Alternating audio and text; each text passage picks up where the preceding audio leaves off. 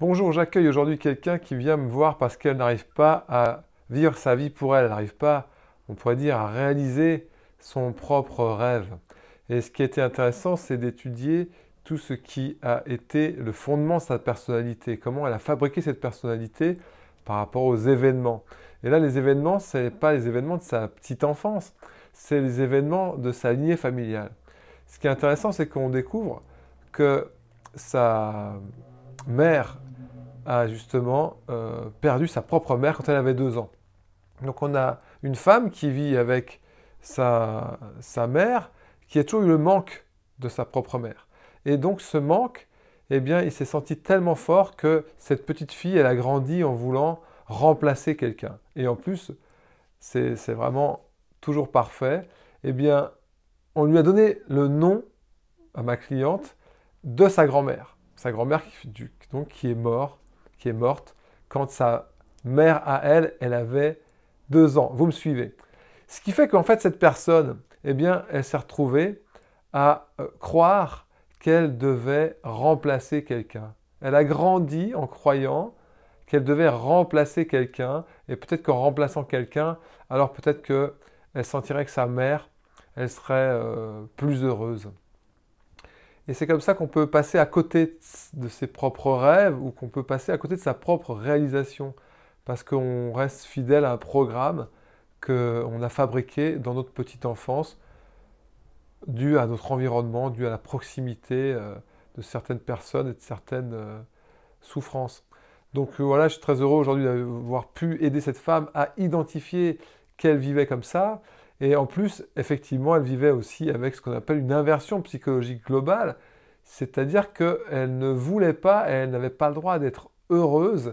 Et cette inversion psychologique globale, qui agit comme une forme d'auto-sabotage, eh bien, était un programme, une impossibilité transgénérationnelle. C'est-à-dire que cette interdiction d'être heureuse, cette impossibilité d'être heureuse, elle ne lui appartenait pas vraiment, elle appartient d'abord à sa mère, voire même à sa grand-mère. En tout cas, ça vient de sa lignée et elle le perpétuait aussi à son tour. Donc aujourd'hui, cette femme, elle est partie en se libérant de l'inversion psychologique globale et en découvrant qu'elle avait construit sa vie sur une croyance inconsciente. C'est ça, hein, c'est qu'elle était là pour remplacer quelqu'un. Et je lui ai demandé de faire la méditation, changer de croyance, et je la retrouve dans 2 semaines pour voir effectivement comment elle a évolué avec ça et si la pratique de cette méditation aura suffi à la faire basculer dans une autre croyance. Évidemment, généralement ça marche, sinon je ne vous en parlerai pas, mais c'est aussi possible qu'il y ait d'autres croyances ou des émotions liées à cette croyance qui sont encore présentes et il va falloir aussi les dégager. Et comme dans beaucoup de vidéos que j'ai publiées sur ma chaîne, je vous rappelle tout le temps ces choses-là, c'est que si vous voulez vraiment être libre et créateur, et vous avez besoin d'identifier qu'est-ce que cette émotion du passé qui est toujours présente en vous. Donc il faut repérer l'émotion qui n'est pas complètement évacuée. Et puis il y a la conséquence de cette émotion qui est la croyance qu'on a formulée à force de vivre toujours ces mêmes expériences avec ces mêmes émotions. Et puis il y a une troisième chose qui peut être importante de découvrir et que très peu de gens vérifient. Beaucoup de thérapies oublient ça. C'est ce qu'on appelle la pensée toxique.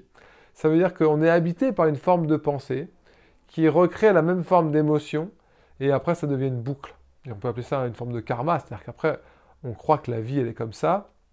Et ça, même si on a changé la croyance, il faudra aussi éliminer la pensée toxique, c'est-à-dire arrêter inconsciemment d'être habité par le problème. Et dans la thérapie des champs mémoriels, on a un truc génial, on a le soin pensée toxique. Et dans tous les tutos que je mets en ligne, j'envoie toujours un lien vers un soin pensée toxique pour vous libérer de quelque chose.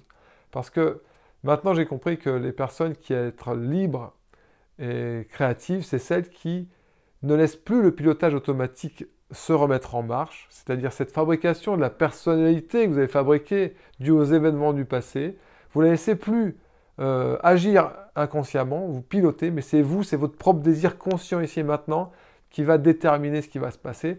Et pour ça, il faut toujours continuer la pratique, c'est-à-dire revenir dans l'instant présent en récupérant l'énergie émotionnelle du passé et en la ramenant ici dans le présent pour créer votre futur d'ici et de maintenant. Et pas laisser votre passé redevenir votre futur. Voilà, cette vidéo, c'était pour vous parler de cette thérapie, la thérapie des champs mémoriels. Vous trouverez un lien pour tous ceux qui n'ont pas encore essayé d'évacuer l'inversion psychologique globale. Si vous sentez qu'il y a toujours quelque chose qui vous empêche de réaliser vos rêves, alors essayez de commencer au minimum par évacuer l'inversion psychologique globale, en finir avec l'autosabotage, et après vous verrez ce qui vient. Si vous voulez en savoir plus, je peux faire comme avec les dames que j'ai reçues tout à l'heure, je pouvais faire les tests d'homéogramme et comme ça, on va pouvoir identifier tout de suite ceux qui sont les plus gros vecteurs de stress sur lesquels vous avez construit cette personnalité. Et cette personnalité, des fois, elle devient un piège qui se referme sur nous-mêmes si on ne remet pas à jour tout le temps, finalement, notre état d'esprit. Voilà, bonne pratique, bonne libération de vous-même et à bientôt pour de nouvelles pratiques, de nouvelles vidéos. À bientôt, ciao.